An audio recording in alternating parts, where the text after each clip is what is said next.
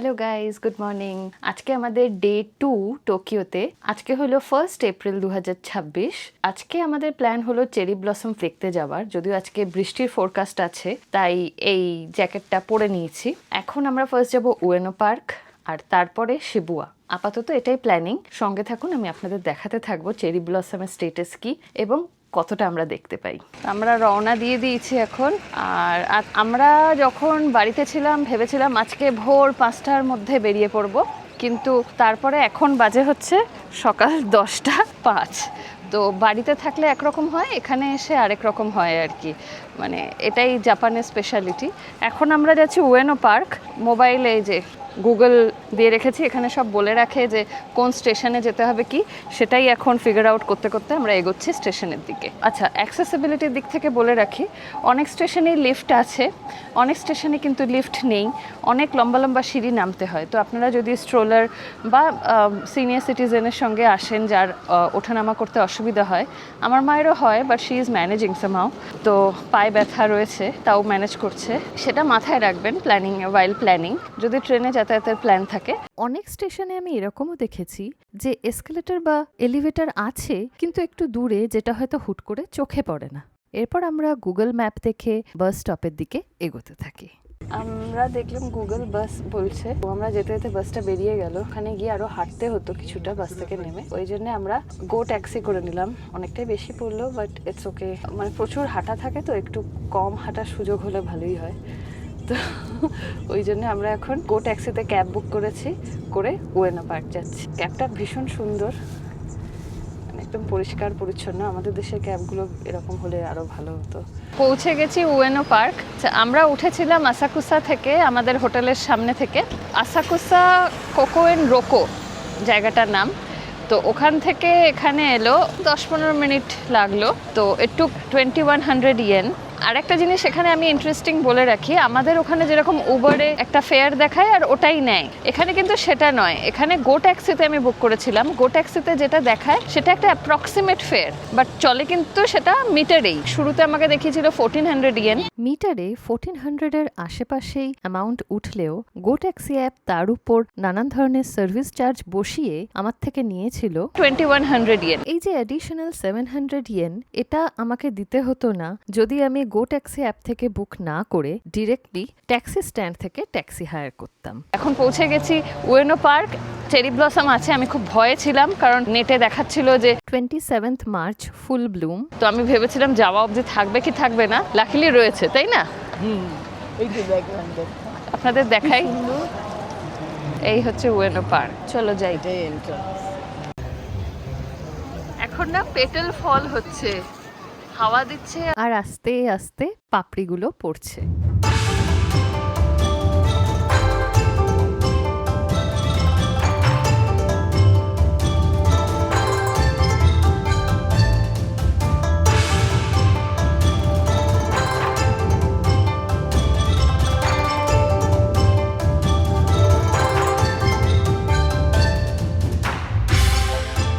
এখানে নানান ধরনের খাবারের দোকান রয়েছে, আর ভেতরের দিকে আরো চেরি ব্লসমস রয়েছে। ভিতরে আরো অনেক চেরি ব্লসম ট্রি রয়েছে, সেটা তো আমি জানতাম, কিন্তু প্রকৃতির কোন অপরূপ শোভা আমরা দেখতে চলেছি তার সঠিক ধারণা কিন্তু আমার ছিল না। ফুল ব্লুম চেরি ব্লসম যে ঠিক কতটা সুন্দর হতে পারে, that was literally beyond my imagination. সেই প্রথম দেখলাম আমি নিজে চোখে, আর চেষ্টা করলাম সেটাকে যতটা সম্ভব ক্যামেরা বন্দি করে তুলে ধরতে আপনাদের সামনেও।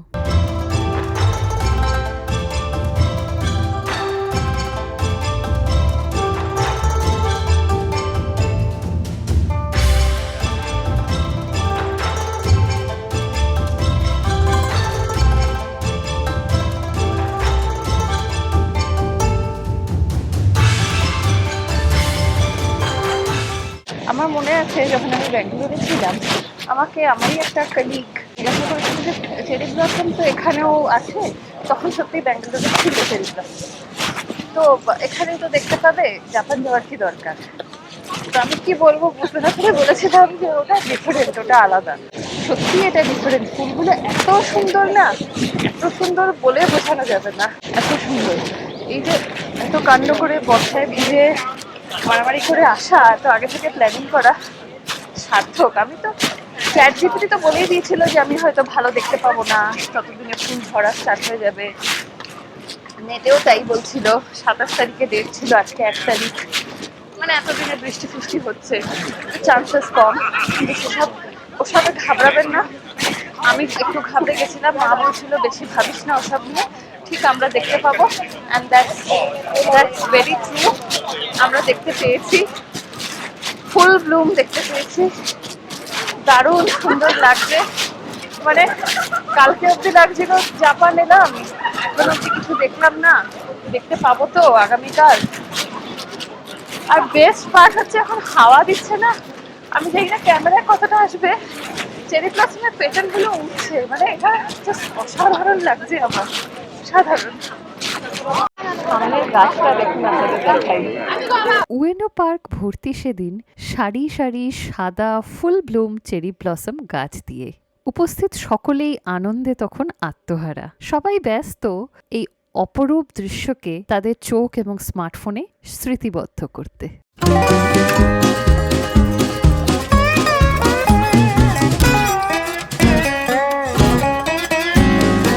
Stomp your feet, jump up and down, clap your hands and turn around. আমি চেষ্টা করেছি সাকুরা স্নোটা দেখানোর, মানে সাকুরা স্নো হচ্ছে যখন হাওয়া দেয় আর একটু একটু করে পেটালগুলো ফল করে, মানে দারুণ লাগছে। আমি সামনে থেকে দেখছি তো, আপনাদের কাছেও তুলে ধরার চেষ্টা করেছি, জানি না ক্যামেরায় কতটা এসছে, কিন্তু এটা দারুণ লাগছে। এই যে আস্তে আস্তে পেটালগুলো পড়ছে, মানে ফুল ব্লুম তো রয়েছে, তার সাথে হালকা হালকা পেটাল ফল হচ্ছে। Itself is a great feeling. আপনারা কখনো না কখনো জাপান চেরি ব্লসমে অবশ্যই প্ল্যান করুন। It's a life time experience আমি বলবো। এখনও তো অনেকটাই ট্রিপ আমাদের বাকি, এই তো সবে শুরু হলো, কিন্তু মানে কালকে যেরকম লাগছিল বৃষ্টি পড়ছে, কি হবে কি হবে, আজকে বেশ ফুলফিলিং লাগছে। Bend your knees, touch your toes. Now with your left hand, reach out and grab your nose. Say yeah, do a high five with your friend. Up high, down low, too slow, let's go. উয়েনো park থেকে বেরোনোর আগে আমি ভাবলাম কিছু local delicacy try করি, মিষ্টি দিয়ে start করি। তো এখন যেটা আমি খাচ্ছি ওটাকে বলা হয় মিতারাশি ড্যাঙ্গো।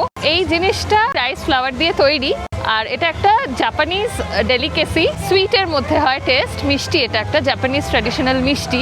তো দেখি ট্রাই করে কেমন লাগে।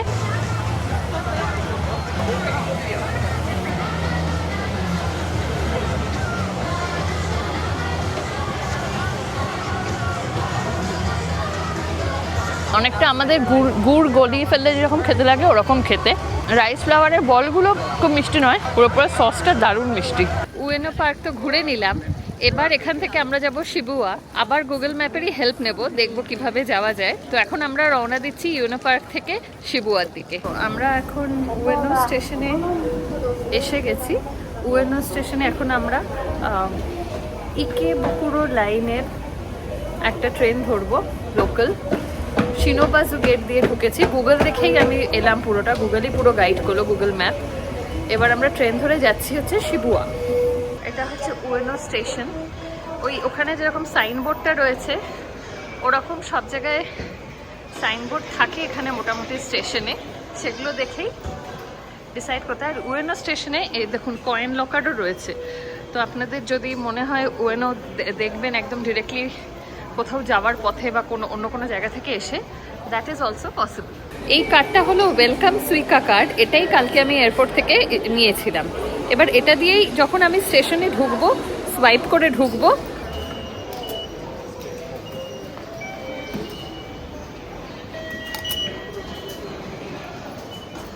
আমরা যাব শিনজুকু, তো এখানে JY2 দেখাচ্ছে, ওইটাতে আমরা তাই এদিক থেকে যাব। আমাদের ওই পাশ দিয়ে আসতে হয়েছে, ওইখান দিয়ে আসতে হয়েছে, ওই দিক দিয়ে এসে এবার আমরা এপাশে ফিগার আউট করতে হবে কোন দিকে যাব, কোন দিকে JY2 আছে। আমরা এবার আমাদের যে লাইন JY2 সেটাতে যাব। আপনাদের আমি দেখাই, এখানে সিঁড়ি দিয়ে ওঠার ছিল যেটা পেছনে ছিল, আর এদিকে এসকালেটার আছে, তো আমি এসকালেটার দিয়ে যাব। আর এর পাশে দেখুন সব লেখা আছে কোথায় কোথায় এই স্টেশনটা থেকে, মানে এই প্ল্যাটফর্মটা থেকে যাচ্ছে, নট স্টেশন। আমাকে গুগলে দেখিয়েছিল প্ল্যাটফর্ম 2, গুগলে যেহেতু প্ল্যাটফর্ম 2 দেখিয়েছিল, তো এটা প্ল্যাটফর্ম 2, আমি আপনাদের দেখাই। দেখুন এখানে আছে, এই যে এখানে রয়েছে প্ল্যাটফর্ম 2, JY প্ল্যাটফর্ম 2। আমি গুগলের সাথে মিলিয়ে দেখলাম, আর কনফার্ম হওয়ার জন্য আমরা এই চারটাও ফলো করতে পারি। আমি যাব হচ্ছে ইকেবুকুরো লাইনের, আমি ট্রেন ধরবো প্ল্যাটফর্ম থেকে ইকেবুকুরো, কিন্তু আমি নামবো হচ্ছে 20 শিবুইয়া। এইটাতে আমি নামবো শিবুইয়া 20, JY 20। আর কোন লাইন ধরবো সেটাও আমাকে গুগল বলে দিয়েছে, ইকেবুকুরো শিনজুকু। তো যে ট্রেনটা ইকেবুকুরো বা শিনজুকুর দিকে যাচ্ছে সেটা ধরবো, আর আমার ডেস্টিনেশন হবে হচ্ছে JY 20। এই যে JY 20 লেখা রয়েছে শিবুইয়া, আমি যদি নাম দেখে বুঝতেও না পারি, JY 20টা দেখে আমি বুঝতে পারবো। তো এখন আমরা যাব। মা চলো।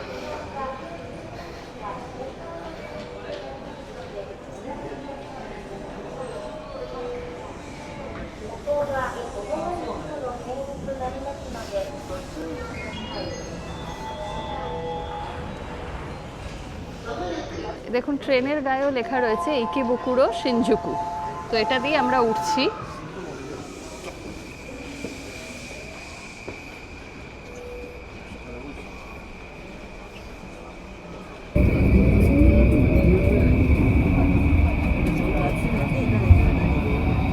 The next station is Shibuya, JY 20.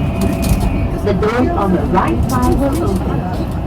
Please choose your floor: the Tokyo Toyoko Line, the Tokyo Densoshi Line, the Keio Inokashira Line, the Ginza Subway Line, the Hanzobo Subway Line, and the Fusoshin Subway Line.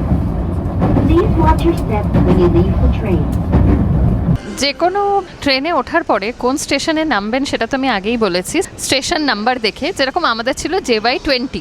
এছাড়া প্রত্যেকটা স্টেশনের পরে next স্টেশনের একটা announcement হয়, বলে দেয় next station কোনটা আসছে এবং কোন সাইডে ডোরটা ওপেন হবে। আর সেই স্টেশন এলেও ট্রেনে ডিসপ্লে হয় যে ওটা কোন স্টেশন, ডোর ওপেন হওয়ার সময় যখন ট্রেন স্টেশনে পৌঁছে যায়। এই দুটো একটু খেয়াল রাখবেন, এই দুটো দেখলে আপনি ঠিকঠাক স্টেশনে নেমে যেতে পারবেন। এবার স্টেশনে নেমে এখানে তো অনেকগুলো এক্সিট থাকে, গুগল আপনাকে দেখিয়ে দেবে কোন এক্সিট থেকে বেরোলে আপনার ডেস্টিনেশনটা কাছে হবে। যদি কোনো কারণে সেই এক্সিটটা বন্ধ থাকে, আপনি অন্য এক্সিট থেকেও বেরোতে পারেন, শুধু হয়তো একটু বেশি হাঁটতে হবে। গুগলে আবার ম্যাপে দিলে ম্যাপ আপনাকে বলে দেবে। আমরা শিবুয়াতে নেমে গেছি, এইবার গুগল ম্যাপ অনুযায়ী আমাকে হাচিকো এক্সিট যেদিকে আছে সেই দিকে যেতে হবে। তো আমি এখন সেটাই ফিগার আউট করব কোন দিকে হাচিকো এক্সিট। তো সেদিক থেকে বেরোলে আমি হাচিকো স্ট্যাচুর ওখানে একবারে পৌঁছে যাব, আমাকে কম হাঁটতে হবে। আর একটা জিনিস, এই যে এখন আমি প্ল্যাটফর্ম থেকে বেরোবো, আপনাদের আমি দেখিয়েছিলাম ঢোকার সময় আমাকে আইসি কার্ড, যেটা সুইকা কার্ড সোয়াইপ করতে হয়েছিল, বেরোবার সময় আবার আমাকে সুইকা কার্ড সোয়াইপ করতে হবে। ঢোকার সময় ওরা টাকাটা মাইনাস করে না, ওরা জাস্ট রেকর্ড করে আমি কোন স্টেশন থেকে বোর্ড করলাম। বেরোবার সময় সুইকা কার্ডটা যখন আমি সোয়াইপ করব, তখন ওরা জেনে যায় যে এটা আমার ডেস্টিনেশন স্টেশন ওই সোয়াইপ থেকে, তখন সেই অনুযায়ী ওরা টাকাটা ডিডাক্ট করে সুইকা থেকে। এখানে দেখুন লেখা রয়েছে হাচিকো গেট কোন দিকে, আমাকে সেই অনুযায়ী যেতে হবে। এখানেও বলা আছে হাচিকো গেট কোন দিকে, আমি সেটা ফলো করেই এবার নিচে যাব। যে আবার এখানে লেখা রয়েছে হাচিকো গেট, হাচিকো এক্সিট, ওই দিক দিয়ে আমি যাব। আমি বেরোনোর গেটে এসে গেছি। এখন আমি আইসি কার্ডটা সোয়াইপ করিয়ে এখান থেকে বেরোবো এবং আমার ব্যালেন্সটাও মাইনাস হয়ে যাবে। এই যে আমার ওয়েলকাম সুইকা কার্ড, সামনে গেট রয়েছে।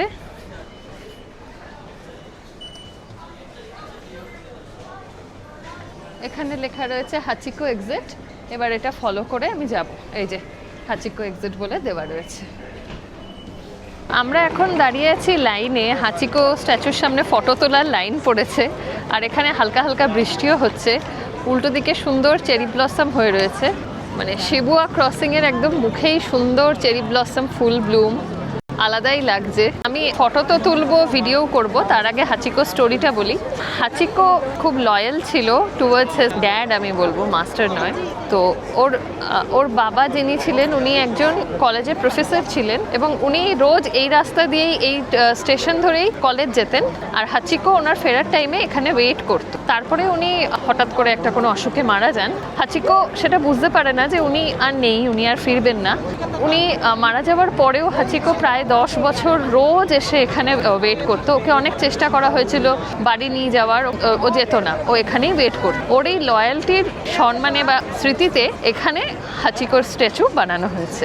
আমি মুভিটা দেখেছি, এর ওপর একটা মুভিও হয়েছিল, দ্যাট ওয়াজ রিয়েলি মানে হার্ট ওয়ার্মিং। তো ওই জন্যে এখানে তো আমাকে আসতেই হতো। আর হাচিকো স্ট্যাচুর ঠিক পাশেই রয়েছে শিবুয়া স্কোয়ার। আপাতত লাইনে দাঁড়িয়ে, এখানে এই নিয়মটা ভালো, সবাই একসাথে ঝাঁপিয়ে পড়ে না, যে যার মতো লাইনে দাঁড়ায়, 1 by 1 হয়। সো এটা একটু টাইম লাগলেও দিস ইজ মোর অর্গানাইজড আমি বলবো।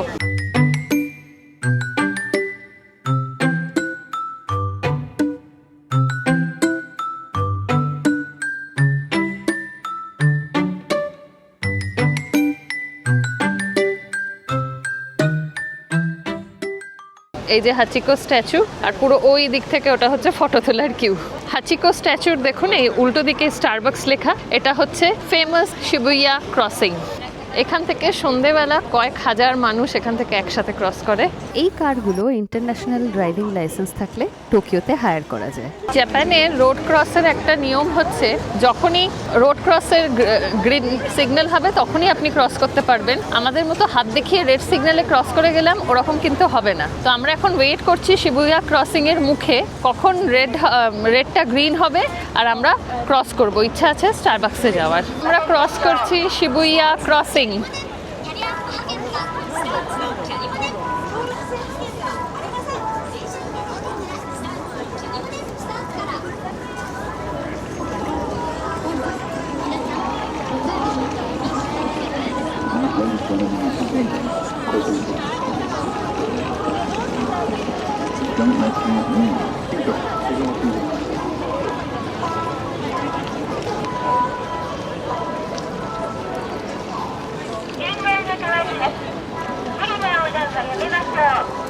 এখন আমরা এলাম স্টারবাকসে শিবুয়া ক্রসিং এর। আর এটাতে আসার আমার খুব ইচ্ছা ছিল। স্টারবাকস ফাইন হলে তো আপনার এখানে আসাই উচিত।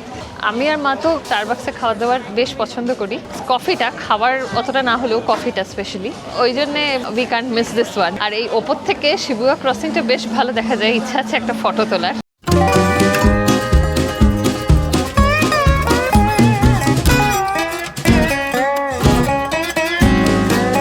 আমি গিয়ে কাউন্টার থেকে আমাদের ফুড আর ড্রিঙ্কটা নিয়ে এলাম। এখানে অন্য স্টারবাকসের মতো কিন্তু নাম ধরে কল হয় না, ওনারা টোকেন দিয়ে দেন, লাইনে দাঁড়িয়ে টোকেন অনুযায়ী ডেলিভারি নিয়ে আসতে হয়। তো আপনাদের দেখাই জিনিসগুলো।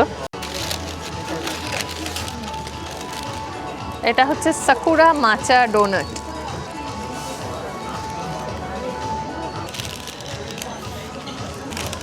এবার নেক্সটটা বের করি।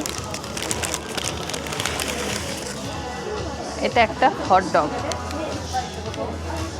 সাকুরা মাচা ডোনাট আর চিকেন হটডগ, তার সঙ্গে বেভারেজে মিডিয়াম রোস্ট আমেরিকানো আর নর্মাল ক্যাপুচিনো দিয়ে শিবুয়া স্টারবাকসে আমাদের লাঞ্চ সেরেছিলাম।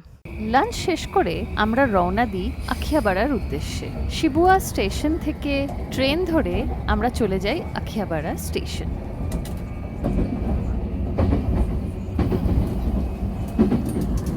আখিয়াবাড়া আমরা পৌঁছে গেছি। এখন আমরা আছি একটা কফি শপে। এত ঠান্ডা। এই যে আমি এখন যে জ্যাকেটটা পরেছি, এই জ্যাকেটটা না বৃষ্টির জন্য খুবই ভালো, মানে হালকা বৃষ্টির জন্য। মুষলধারে হলে তো ছাতা ইউজ করতেই হবে।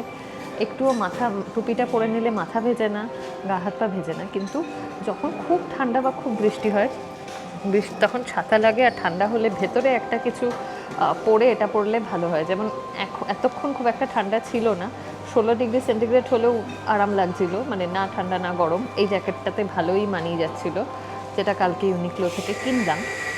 কিন্তু এখন যেমন বৃষ্টি স্টার্ট হয়েছে, হাওয়া দিচ্ছে, প্রচণ্ড ঠান্ডা, এখন এই জ্যাকেটটাতে আর মানাচ্ছে না। এখন মনে হচ্ছে ভেতরে আরেকটা কিছু পরলে, লেয়ারিং করলে ভালো হতো। আমরা তাই আখিয়াবাড়া স্টেশনেই একটা কফি শপ আছে, সেই কফি শপে এসে ব্ল্যাক কফি খাচ্ছি। যখন জাপান আসবেন সঙ্গে একটা প্লাস্টিক রাখবেন, কারণ এখানে না ডাস্টবিন সব জায়গায় পাওয়া যায় না।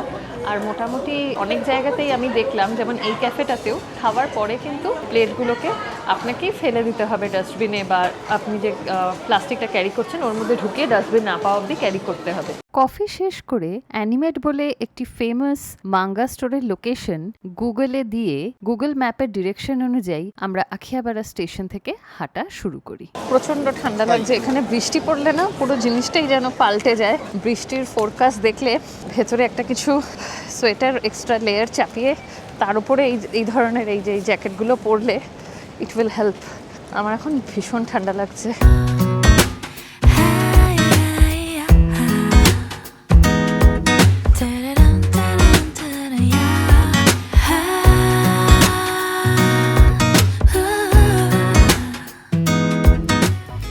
এসে গেছি অ্যানিমেটে, এবার দেখা যাক আদতেও যে এটা কিনতে এসছি সেটা পাই নাকি। একটা ইনফরমেশন শেয়ার করি, অ্যানিমেটে কিন্তু অনেক কিছু পাওয়া যায়, তবে যে মাঙ্গা বা কমিক বুকগুলো আছে সেগুলো কিন্তু most of them are in Japanese. English edition খুব লিমিটেড পাওয়া যায়। আমি একটা কিনলাম আর আমার মনে হয় এখানে প্রাইসটাও একটু বেশি। আর এখানে এছাড়াও আমি আরেকটা সফটওয়্যার কিনলাম, সেটাও সোভিনিয়ারই। তো অ্যানিমেটে ওটাই আমার ইনফরমেশন দেওয়ার ছিল যে প্রচুর সোভিনিয়ার্স আছে, কিন্তু যে কমিক বইগুলো ওগুলো কিন্তু most of them are in Japanese. তো এখান থেকে তো কেনাকাটা হলো, প্রচণ্ড টায়ার্ড, কি করব বুঝতে পারছি না। যে বা হোটেল যাব, আরও কিছু কেনাকাটা করব নাকি আরও কিছু দেখতে যাব, দেখা যাক কি করা যায়। কি করবে মা? তাই আর একটু ঘুরে দেখি আর কি পাওয়া যায়। আর কাপড়ের দোকানে শুনেছি এখানে খুব ভালো ভালো আছে। দেখা যাক কিছু যদি খাই। আজকে লাঞ্চ তো করিনি, স্টারবাক্সে যেটা খেলাম ওটাই। আমি ম্যাকডিতে এলাম, ওপরে জিজ্ঞেস করলাম সিটিং এরিয়া কোথায় আছে, বললো নিচে। অনেকটা সিঁড়ি দিয়ে নিচে এলাম। এবার বলছে অর্ডারটা ওপরে দিয়ে নিজেকে নিয়ে এখানে নামতে হবে। সিঁড়িটা মানে অনেকটাই সিঁড়ি আর কি, এতটা হাঁটার পরে। তো ওরে বাবা, আমার তো মানে ভেবেই কান্না পেয়ে যাচ্ছে। যাই হোক, আমি যাই। এখন আমাকে পুরো এরকম দুটো আছে, এই একটা আছে আবার ওপাশে আরেকটা আছে, এই পুরো ক্রস করে গিয়ে অর্ডার দিতে হবে। মানে জাপান আসার জন্য না ফিজিক্যাল ফিটনেস একদম ওরে বাবা চূড়ান্ত থাকা উচিত।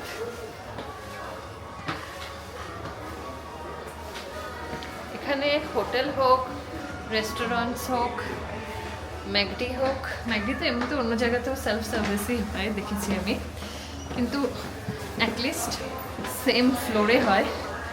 এখানে ওসবের কোনো গল্প নেই।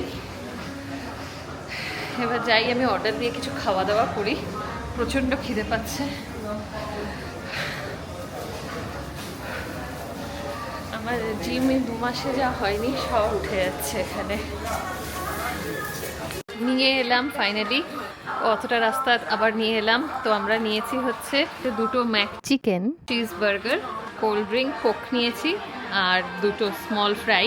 মিল নিয়েছি অ্যাকচুয়ালি, মিলে এই আইটেমগুলো ছিল, তো আমি 2 মিল নিয়েছি, বার্গার, কোক আর ফ্রাইস দিয়ে 2 মিল নিয়ে নিলাম। খাওয়া তো হয়ে গেল, এখন হোটেল ফিরবো।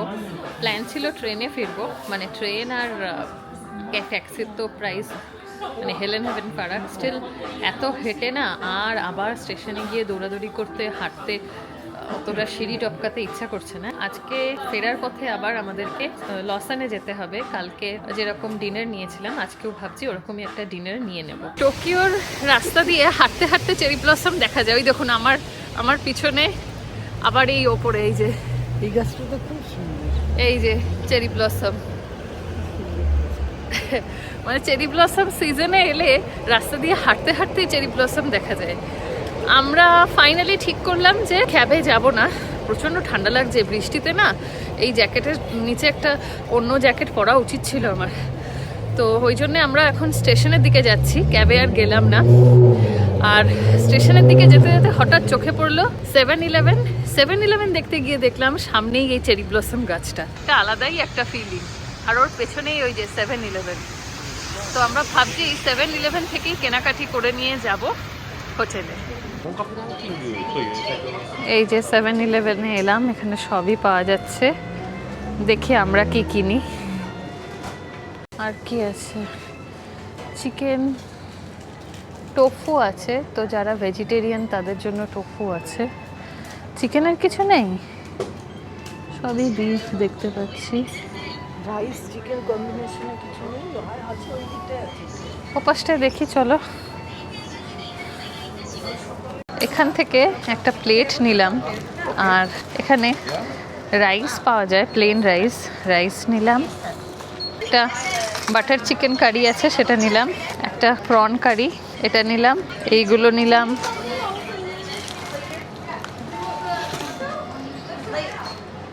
ইয়োগার্ট নিলাম আর একটু ফ্রুটস নিলাম। আপাতত এগুলো সব নিয়েছি, এতে আজকে রাতের খাওয়া হয়ে যাবে। এছাড়া কালকের কেনাগুলো এখনো রয়েছে বাড়িতে, মানে হোটেলে। এখন এগুলো বিল করাবো। কেনাকাটি ডান 7-Eleven থেকে।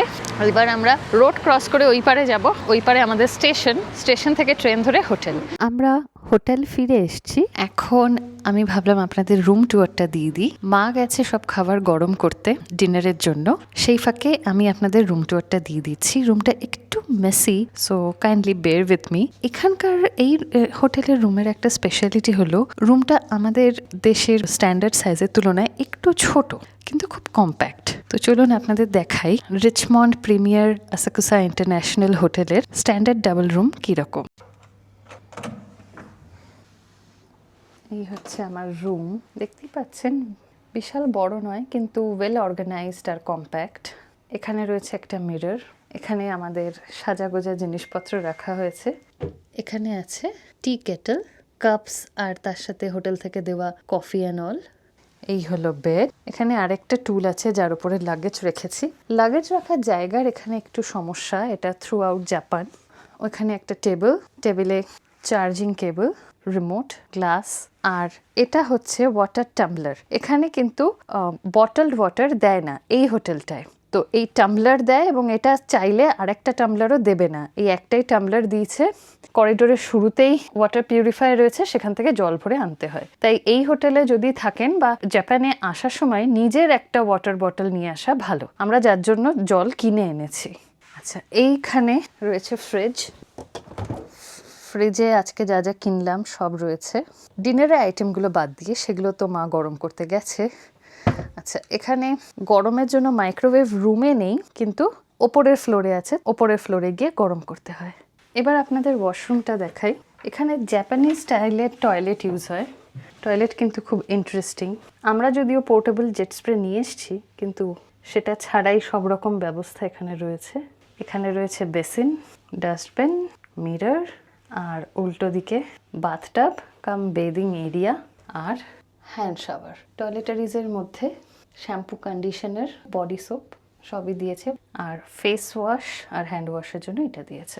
বাকি সব আমাদের। আর এটা, এই বাকেটটাও আমরাই এনেছি, ফোল্ডেবল বাকেট। আমার মনে হয় এটা ইন্ডিয়ানদের জন্য বিদেশে খুবই কাজের জিনিস।